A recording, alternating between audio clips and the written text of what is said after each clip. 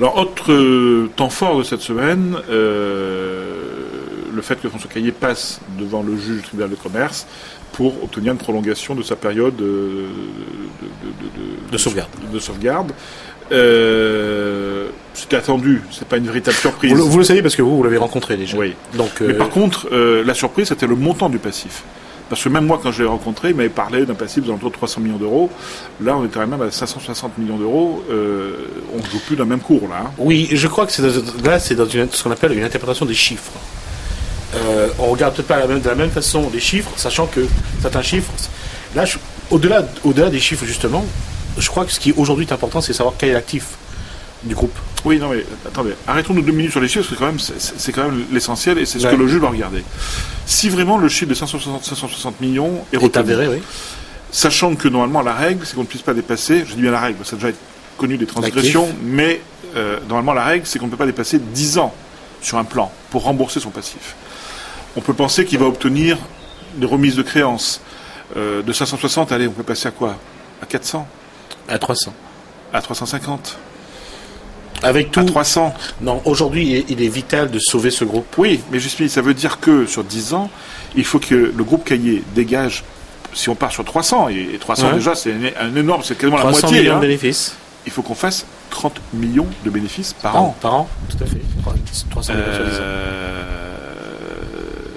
Je ne sais pas si c'est possible, hein.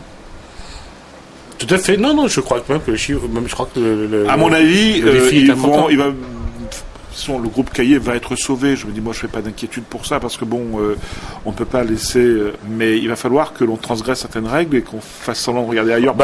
Ces règles-là ont déjà été transgressées depuis quelque temps déjà. Il y a déjà eu. Moi, je crois que le record, c'est quelqu'un qui a obtenu 16 ans, je crois, pour un règlement de passif.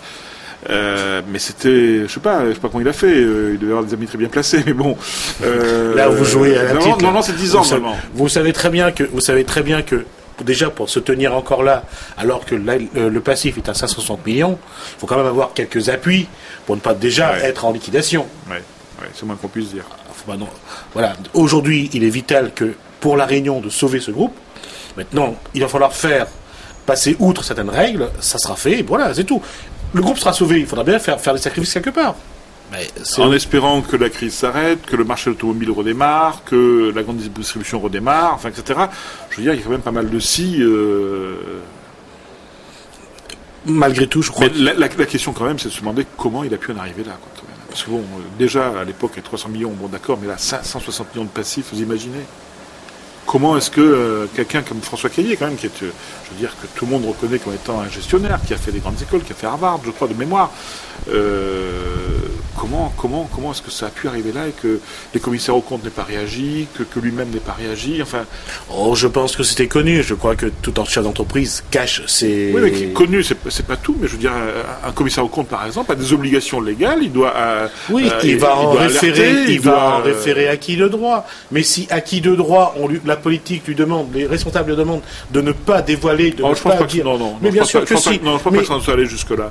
Non, je pense pas qu'il y ait eu d'intervention en amont, parce que non, je pense pas. Je pense que c'était en interne et que bon, il y avait une pression très forte en interne qui a fait que. Mais qu'elle soit en interne ou à l'extérieur, il y a eu ces pressions-là. Les informations ne sont pas sorties. Mais il faut préserver.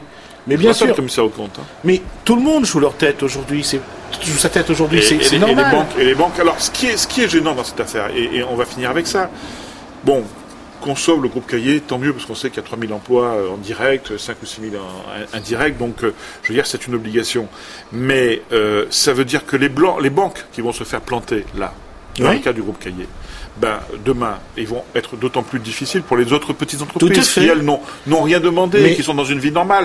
Ça veut dire aussi que demain, vous allez demander un crédit. On vous le donnera pas, parce qu'on aura déjà donné au groupe Caillé à côté. Donc, je veux dire, ça a des conséquences qui vont bien au-delà de ce que l'on voit, de ce que l'on peut imaginer. Ça a commencé il y a quelques temps déjà, lorsqu'on a donné 18 millions pour permettre de continuer. Qui sont passés, qui ont été mangés. Tous les entreprises qui ont demandé 4 francs 6 sous, ils l'ont pas eu.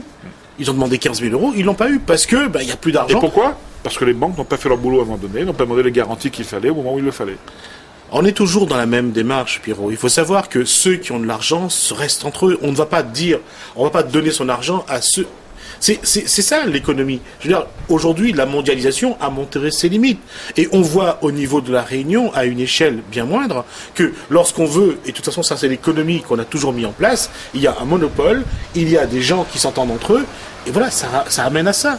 Un monopole pouvant être, allez, faisons de l'humour, un monopole à 3 ou à 4.